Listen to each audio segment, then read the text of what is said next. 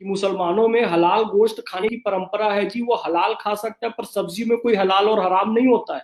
तो सब्जी में हिंदू और मुसलमान लगाना ये गलत है, लेकिन मुसलमानों की ये धार्मिक आस्था है कि वो हलाल खाएंगे। अरे क्या बताऊं मैं तुम लोगों को, इतने जाहिल हो। अपनी आस्था का ख्याल है, दूसरे की आस्था का भी ख्याल करना चाहिए। मुसलमान वो है जो अपनी आस्था का भी सम्मान करे और दूसरे की आस्था का भी सम्मान करे। जिस तरीके से तुम्हारी आस्था है कि अल्लाह बिस्मिल्लाह अल्लाह अकबर बोलकर किसी जानवर को हलाल किया जाए, वही हलाल गोश्त खाना है, ठीक उसी तरीके से हिंदुओं की भी ये मान्यता है। वो अन्न को ब्रह्म मानते हैं, ईश्वर मानते हैं। ओम अन्नपूर्णे सदा पूर्णे शंकर प्राण वल्लभे ज्ञान वैराग्य सिद्ध्यर्थम भिक्षाम देहि च पार्वती माता च पार्वती देवी पिता देवो महेश्वरा बांधवा शिव भक्ताश्च स्वदेशो भुवनत्रयम। उनकी ये मान्यता है कि अन्न माता अन्नपूर्णा है, उसका प्रसाद है। तो जिस तरीके से तुम बिना हलाल किया हुआ गोश्त नहीं खा सकते, वो भी अपने प्रसाद को, अपने भोजन को, अपने भगवान को जो बदतमीजी करे उसके साथ, उसमें थूक लगाए, पेशाब करे, वो ऐसे खाने को अपने रसोई घर में, अपने पूजा स्थान में भगवान को चढ़ाने में नहीं ले जा सकते। तो तुम समझते क्यों नहीं हो इस बात को? तुम हिंदुओं को के खिलाफ एफआईआर करने की बजाय, भगवे झंडे वाली दुकान पे एफआईआर करने की बजाय, देवी देवताओं की तस्वीर लगी हुई दुकान में एफआईआर करने की बजाय, तुमको चाहिए कि अपने अंदर सुधार करते, अरे अपना फटा पैजामा सिल लो, अपनी फटी लुंगी सिल लो, क्यों दूसरों की धोती पे पैर डालते हो? क्यों तुमको भगवे से इतनी नफरत है? बताओ क्यों नफरत है? भगत सिंह ने गाना गाया, मेरा रंग दे बसंती चोला। तिरंगा भारत की आन बान शान है, लेकिन भगवा भारतीय संस्कृति के प्राण है। जब 1947 को देश आजाद हुआ, तिरंगे को राष्ट्रीय ध्वज बनाया गया। उसके पहले तो सारे सनातनियों के घर में, मंदिरों में, और आज भी भगवई ध्वज तो लहराया जाता था कश्मीर से कन्याकुमारी तक। इसलिए भगत सिंह ने गीत गाया, मेरा रंग दे बसंती चोला। इसलिए ख्वाजा मोइनुद्दीन चिश्ती अजमेरी आए तो ताउम्र भगवा रंग पहनते रहे। उन्हें चिश्ती रंग कहा जाता है, भगवे रंग को। भगवे रंग से क्यों इतनी नफरत करते? सूरज से नफरत करोगे? केसरिया रंग का है। अपने घर में आग जलाना बंद कर दोगे खाना पकाने के लिए? केसरिया रंग की है। ख्वाजा मोइनुद्दीन चिश्ती से नफरत करना चालू कर दोगे? केसरिया रंग की है। भगत सिंह से नफरत करना चालू कर दोगे? अशफाक उल्ला खां, राम प्रसाद बिस्मिल, रोशन चंद्र लाहिड़ी से तुम नफरत करना चालू कर दोगे? क्योंकि वो भगवा रंग को अपना सम्मान मानते थे, प्रतिष्ठा मानते थे, और भगवे रंग का वो कफन चाहते थे। मेरा रंग दे बसंती चोला त्याग का प्रतीक है, बलिदान का प्रतीक है, ओज का प्रतीक है, सूर्य का प्रतीक है, ऊर्जा का प्रतीक है, एकता का प्रतीक है, अखंडता का प्रतीक है, शौर्य का प्रतीक है। उस भगवा रंग से इतनी नफरत क्यों करते हो? चिश्तिया का प्रतीक है, सूरज का प्रतीक है, ऊर्जा का प्रतीक है, भोजन का प्रतीक है भगवा। उससे क्यों इतनी नफरत करते हो? भारतीय संस्कृति का प्राण है भगवा, मुझसे नफरत करते हुए। यार मेरे पीछे देख रहे हो तिरंगा, भारत का नक्शा। भारत का नक्शा अधूरा है, पाकिस्तान, बांग्लादेश, ये सब भारत में है, उसको अभी हमको जोड़ना है। उसमें सबसे ऊपर देख रहे हो ना, भगवा रंग। शिवाजी पहने भगवा रंग, महाराणा प्रताप भगवा रंग, भगत सिंह भगवा रंग। तो तुमको इसका सम्मान करने में क्या दिक्कत है, मुझे बताओ ना। ये तहजीब चैनल वाला नामाकूल जाहिल आदमी गंदगी फैलाना बंद कर।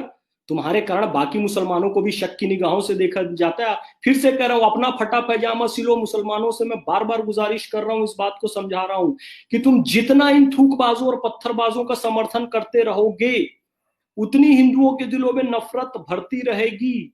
इंदौर में जो घटना हुई, वहां के व्यापारियों को और वहां के राहत इंदौरी साहब को मैं धन्यवाद दूंगा कि उन्होंने समझदारी का परिचय देते हुए माफीनामा लिखा और ये बात बताई कि इन लोगों ने गलती की है। तो ये गलती को स्वीकारना, ये बड़प्पन होता है। ये नहीं कि अफवाह फैलाई जा रही है मुसलमानों को बदनाम करने के लिए। बेवकूफाना किस्म की बात करते हो। ये भगवे से नफरत छोड़ो। कोई हिंदू दुकान लगा रहा है तो उसका सम्मान करो। तुमको खरीदना है खरीदो, नहीं खरीदना है मत खरीदो। लेकिन ये रिपोर्ट कराना, नफरत फैलाना, ये बंद करो। मैं बारंबार तुमसे निवेदन कर रहा हूं। तुम पूरे सोशल बाइकआउट का शिकार हो जाओगे, समझ नहीं रहे हो बात को। कोई बात को तुम्हें तुम्हें समझा रहा हूं तो बड़े बड़े पढ़े लिखे जाहिल जाहिलपना कर रहे हैं। एमबीए, डॉक्टर, एमबीबीएस, देख रहा हूं पता नहीं क्या पागलपन सवार हो गया है इन लोगों को। सबको बड़े इंटेलेक्चुअल जो बनने वाले हैं, सब सब सब थूकबाजों के समर्थन में उतर आए, या तो चुप बैठे हुए हैं या इनके समर्थन में उतर आए हैं कि जी इस्लाम को बदनाम करने के लिए। अरे तुमको क्या बदनाम करेंगे यार, हिंदू बदनाम करेगा? मक्का मदीना से, सऊदी अरब से ज्यादा मस्जिदें यहाँ पर तुमको बना के दिया हिंदुओं ने। वहां नहीं है सऊदी में इतनी मस्जिद जितनी भारत में है। सऊदी से ज्यादा मुसलमान भारत में। हिंदू नफरत करेगा तुमसे, मुसलमानों से। हिंदू तुम्हारे खिलाफ अफवाह फैलाएगा। और तुम सब हो कौन? हिंदू तो ही थे ना। तुम्हारे बाप दादा पूर्वजों के इतिहास जाकर देखो, हिंदू से ही तो मुसलमान बने हो ना। कोई अरब से थोड़ी आए हो, ईरान इराक से थोड़ी आए हो, यमन सीरिया से थोड़ी आए हो। यहीं के हिंदू हो, धर्म परिवर्तन करके मुसलमान बने हो। और हिंदू मुसलमानों से नफरत करता, तुम्हारे बाप दादा इस्लाम क्यों अपनाते? कोई हिंदू नफरत नहीं करता है मुसलमानों से। तुम गलत हो, गलती कर रहे हो तो गलती को अपने सुधारो। वारफा खानम शेरवानी बेवकूफ औरत।